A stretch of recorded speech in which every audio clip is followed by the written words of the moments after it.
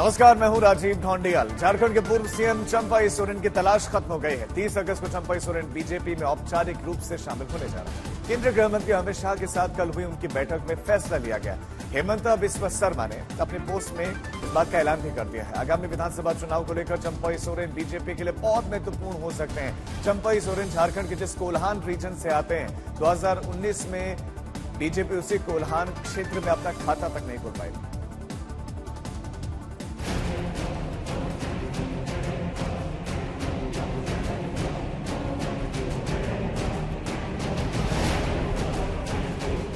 झारखंड के पूर्व मुख्यमंत्री चंपई सोरेन को जिस हमसफर की तलाश थी वो मिल गया है। वो 30 अगस्त को पूर्ण विधि विधान के साथ बीजेपी का दामन थामने वाले हैं। दिल्ली में चंपई सोरेन और केंद्रीय गृह मंत्री अमित शाह की मुलाकात हुई। इस बैठक में असम के मुख्यमंत्री हिमंता बिस्वा शर्मा भी शामिल थे। बैठक के बाद हिमंता बिस्वा शर्मा ने अमित शाह और चंपई सोरेन की मुलाकात की तस्वीर एक्स पर पोस्ट की और लिखा, झारखंड के पूर्व मुख्यमंत्री और हमारे देश के प्रतिष्ठित आदिवासी नेता चंपई सोरेन जी ने कुछ समय पहले माननीय केंद्रीय गृह मंत्री अमित शाह जी से मुलाकात की।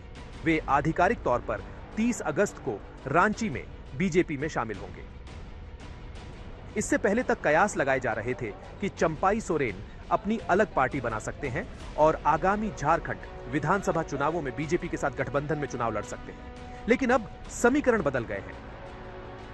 कोल्हान टाइगर के नाम से प्रसिद्ध चंपाई सोरेन पार्टी के संरक्षक शिबू सोरेन के बाद झारखंड मुक्ति मोर्चा में सबसे वरिष्ठ आदिवासी नेता थे। उनके कद का अंदाजा इस बात से लगाया जा सकता है कि जब हेमंत सोरेन ने ईडी की गिरफ्तारी के कारण झारखंड के मुख्यमंत्री पद से हटने का फैसला किया तो उनके कैबिनेट सहयोगी जोबा मांझी की जगह चंपई सोरेन को मुख्यमंत्री बनाया। लेकिन जब सत्ता हाथ से गई तो चंपई सोरेन को यह रास नहीं आया। चंपई सोरेन जिस कोल्हान रीजन से आते हैं, उस रीजन में सरायकेला, पूर्वी सिंहभूम और पश्चिमी सिंहभूम जैसे जिले शामिल हैं। इन 3 जिलों में विधानसभा की 14 सीटें हैं। 2019 के झारखंड चुनाव में बीजेपी इस रीजन में खाता तक नहीं खोल पाई थी। चंपाई सोरेन संथाल जनजाति के शीर्ष नेताओं में गिने जाते हैं। कोल्हान टाइगर चंपाई सोरेन झारखंड की प्रभावशाली संथाल जनजाति से आते हैं। 2011 की जनगणना के मुताबिक झारखंड की कुल 3,29,88,000 की आबादी में जनजातियों की भागीदारी 86,45,000 लोगों की है। इसमें भी अकेले संथाल आबादी ही 27,54,000 है। इसलिए माना जा रहा है कि इस क्षेत्र में मजबूत पकड़ बनाने के लिए बीजेपी के लिए चंपाई सोरेन आगामी विधानसभा चुनाव में काफी अहम साबित हो सकते हैं। ब्यूरो रिपोर्ट, आज तक।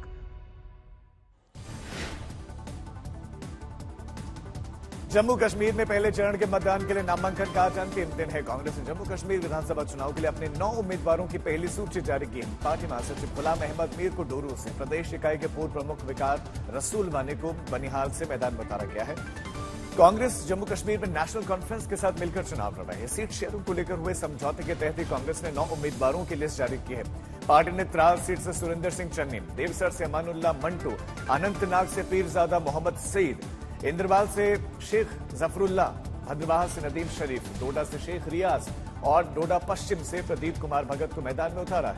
जम्मू कश्मीर में गठबंधन 90 में से 85 सीटों पर चुनाव लड़ रहा है। नेशनल कॉन्फ्रेंस 51 सीटों पर तो कांग्रेस 32 सीटों पर चुनाव लड़ रही है। 1 सीट पैंथर्स पार्टी को तो 1 सीट सीपीआई एम के लिए छोड़ी गई है। किसानों को लेकर कंगना रनौत के बयान के बाद बवाल मचा है। बीजेपी बैकफुट पर है, विपक्ष हमलावर है। बीजेपी ने कंगना रनौत को ऐसे बयान न देने की हिदायत देते हुए उनके बयान से किनारा कर लिया। किसान नेता भी कंगना के बयान से भड़के हुए हैं। संयुक्त किसान मोर्चा ने कंगना रनौत से बिना शर्त माफी की मांग की है। किसान मोर्चा ने कहा कि अगर कंगना रनौत ने अपने बयान पर माफी नहीं मांगी तो फिर सार्वजनिक तौर पर उनका बहिष्कार का आह्वान किया जाएगा।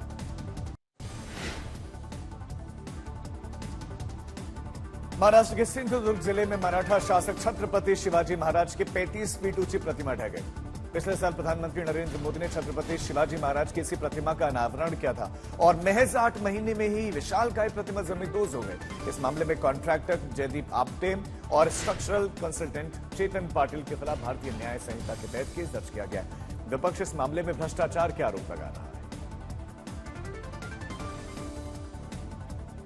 जल्दबाजी में लोकसभा चुनाव को ध्यान में रखकर सिंधुदुर्ग किले पर वो जो स्टैचू का उद्घाटन किया, मुझे लगता है बहुत ही घटिया तरीके से काम किया। छत्रपति शिवाजी महाराज एक ऐसी युग पुरुष थे जिनके लिए थोड़ा टाइम देना चाहिए था, लेकिन चुनाव के लिए, वोटों के लिए छत्रपति शिवाजी महाराज का अपमान किया। मोदी जी के हाथ से प्रतिष्ठापना की, लगता है छत्रपति शिवाजी महाराज को यह मान्य नहीं था। कोलकाता रेप मर्डर केस को लेकर बंगाल सरकार के खिलाफ गुस्सा बढ़ता जा रहा है। आज कोलकाता में तनाव बढ़ सकता है। पश्चिम बंगाल छात्र समाज के एक बड़े विरोध मार्च के आह्वान के बाद से ऐसी स्थिति दिख रही है। प्रदर्शनकारी ममता बनर्जी के इस्तीफे की मांग कर रहे हैं। बीजेपी इस प्रदर्शन का समर्थन कर रहे हैं। वहीं वामपंथी दलों ने भी विरोध मार्च से खुद को अलग कर लिया। आरोप है कि रेप मर्डर केस में लोगों के आंदोलन को भटकाने के लिए बीजेपी और आरएसएस की एक चाल है। वहीं छात्र समाज का दावा है कि नबन्ना अभियान रैली पूरी तरह से शांतिपूर्ण होगी। जूनियर डॉक्टर इस प्रदर्शन में शामिल नहीं होंगे।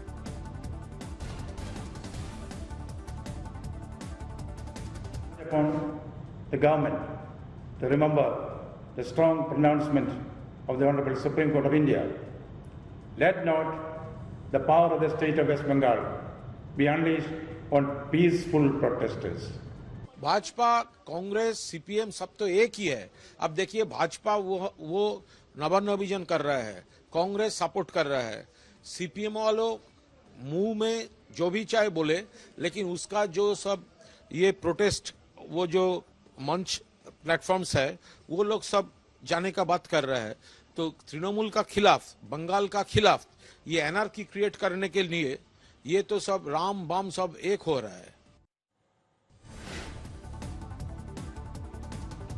नबन्ना अभियान रैली को देखते हुए शहर में सुरक्षा के कड़े इंतजाम है। लगभग 6000 पुलिसकर्मियों की तैनाती है। कुल 19 पॉइंट्स पर बैरिकेड लगाए गए हैं। नबन्ना भवन के बाहर कोलकाता पुलिस और हावड़ा सिटी पुलिस का 3 लेयर का सुरक्षा का घेरा रहेगा। कोलकाता पुलिस का कहना है कि रैली के लिए अभी तक परमिशन नहीं ली गई है। Kolkata police commissioner, joint commissioner Miraj Khalid खुद पुलिस कंट्रोल रूम में सीसीटीवी फुटेज से निगरानी करेंगे। Number of vested interest miscreants ওরা চাইছে দ্যাট এখানে গন্ডগোল হয়, পুলিশ প্রভোকেশনে যদি কোনো স্টেপস নেয় যেটা মানে ওরা হয়তো ফায়দা তুলবে, সেই রকম চেষ্টা হবে। এরকম বহু আমাদের কাছে ইনফরমেশন আছে অ্যান্ড পুলিশ ওর উপর অনেক কাজ করছে। ডিটেলসটা এই মুহূর্তে আমি বলবো না, but we have very very specific inputs and আমাদের विभिन्न यूनिट के ये इनपुट हमरा शेयर करेছি।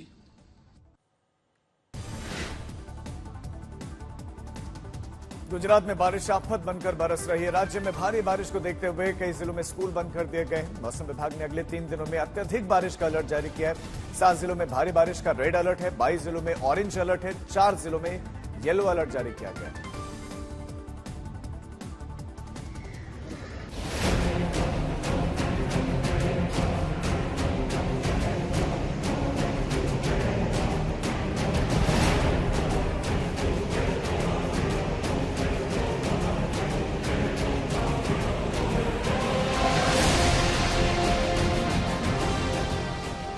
राजकोट में लगातार 2 दिन से बादल बिना रुके बरस रहे हैं। 24 घंटों में 10 इंच बारिश हो चुकी है। सड़कों पर इतना पानी भर गया है कि तमाम गाड़ियां डूब गई। नौबत ये आ गई है कि अंडरपास में फंसने वाले लोगों को नाव के सहारे बाहर निकाला जा रहा है। सूरत के कादरसा नाल इलाके में तापी नदी का पानी गटर के रास्ते पहुंच गया है। हालात इतने बदतर हैं कि कार, ऑटो और बाइक सब पानी में डूब चुके हैं।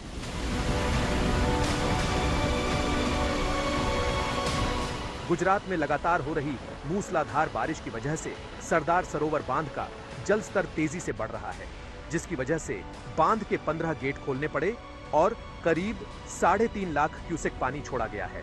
भरूच, वडोदरा और नर्मदा के करीब 42 गांवों को अलर्ट कर दिया है। भरूच में नर्मदा नदी खतरे के निशान को पार कर गई है और आसपास के इलाके जलमग्न हो गए हैं।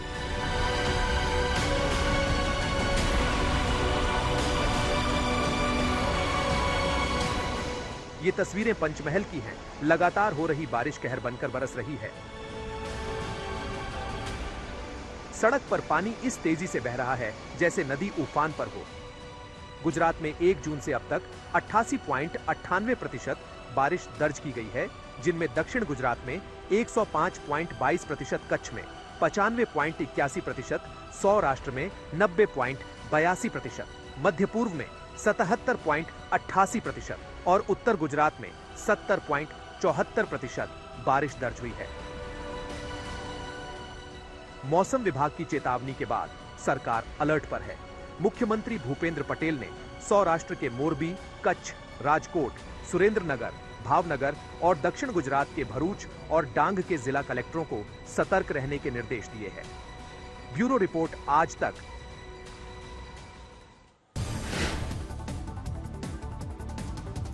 महाराष्ट्र में भी भारी बारिश की वजह से हालात बहुत खराब हैं। तस्वीरें नागपुर की हैं। पानी के तेज बहाव के बीच में एक बजरी से भरा हुआ ट्रैक्टर फंस गया। ये तेज रफ्तार पानी लूणी नदी को पार करने के लिए बने हुए पुल से गुजर रहा था वाहन, जिसे पार करने की कोशिश में ट्रैक्टर चालक पानी के बीच में फंस गया। ट्रैक्टर ट्रॉली के इंजन पर सवार एक शख्स देखते ही देखते पानी में बह गया। इस ट्रैक्टर के जरिए अवैध बजरी खनन किया जा रहा है।